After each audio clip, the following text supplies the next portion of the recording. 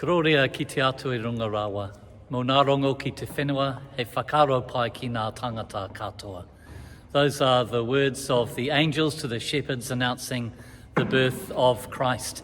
And still we seek today to give glory to God, to see peace come on earth, and that there might be goodwill amongst people. A message that we need to continue to proclaim year after year. And every year it feels like we say, this year more than any other. We've had the Advent weeks reminding ourselves of the wonderful virtues of hope and joy and peace and love. And as we've talked together as an Episcopal team in recent weeks, we've been aware of the virtue of hope perhaps being one we want to hold before us more than anything else. Here in the cathedral, the annual can tree has been assembled and people have been very generous in contributing towards it. It's a wonderful sign of hope. And little Episcopal Team elves are currently busy stacking it as a sign of hope for those who will benefit from it and the many other generous gifts from people through the city mission this Christmas. But as a team, we have thought about some of the things that have been signs of hope and therefore signs of the kingdom that we've been part of through the year. For me, at the beginning of the year, following the devastating weather events that affected the whole region, it was an opportunity to see some of the responses from our communities throughout the diocese.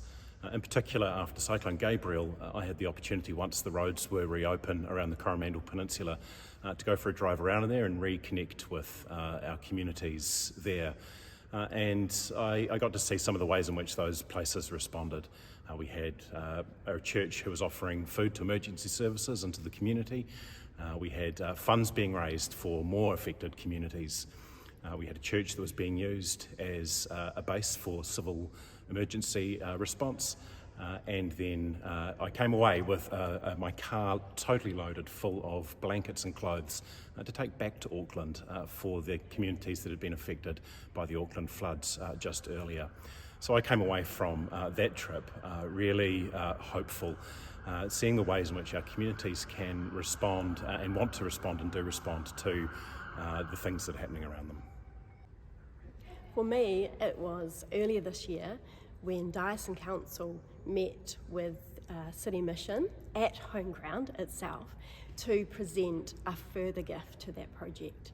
I had actually been at the Diocesan Council meeting long ago when they first gave an initial gift to the project, so it was really exciting and special to be part of that this year. I think for me, the City Mission encompasses just beautifully that message of hope for those who not only receive the service and give the service, but for those who are actually supporting. So thank you to everybody who supports the homegrown City Mission and all the appeals of City Mission throughout the year. As people gather in worship over this Christmas season, my hope is that we might be a source of a message of hope once again to our communities and through us to the world as a whole. The hope of Christ for the world continues to be a wonderful message that we have to live and to proclaim.